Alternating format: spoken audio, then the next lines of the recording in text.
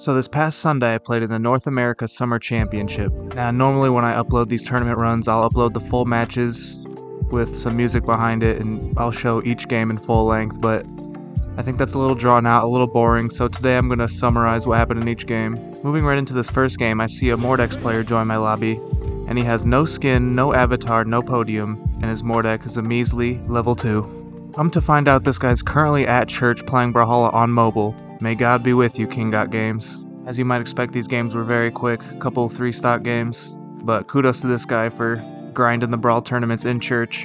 Not much else to note here, let's move on to Game 2. Game 2, I'm matched up against a Diamond Moonin player named Karyu. It's actually a funny story behind this matchup with this guy. I wake up 30 minutes before the tournament starts and I decide to grind some experimental. I actually run into Karyu before the brackets even come out.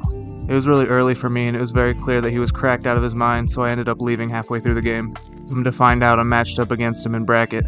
I was fully expecting to get smoked as this guy was clearly cracked out of his mind, but I was able to keep up with him surprisingly well, taking it to last stock both games, and even Game 2 taking it to last stock red. I think that was probably karma for quitting out on him in experimental, but he did get the better of me, and well played to him. Moving on to my first game of losers bracket, I was paired up against a Nyx player named SirDK. This guy was a very passive Nyx player, and he ended up beating me game 1, and even taunts on me at the end. Come game number 2, I realized I need to be a lot more patient and play more of his style of passive, patient type of game. And I end up taking game number 2 convincingly with 2 stocks to 0. Game number 3, he switches to Yumiko and we go to Apocalypse. I quickly realized that while this guy might have a decent neutral, his disadvantage state is awful, and I end up pressuring him and getting a 3 stock.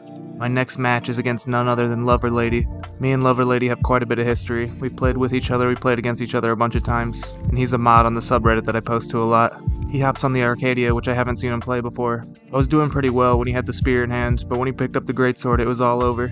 I don't really know the greatsword matchup too well, and it was clear that he'd been practicing. He put me in the greatsword blender. He won game 1 pretty convincingly.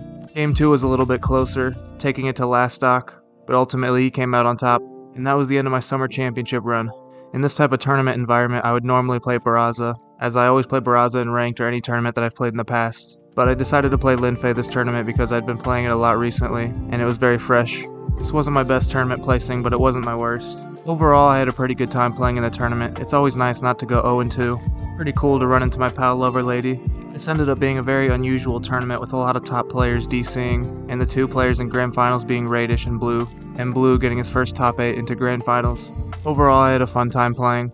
GG's to everyone I played, and that's going to be it for this one. Skulky out. Peace.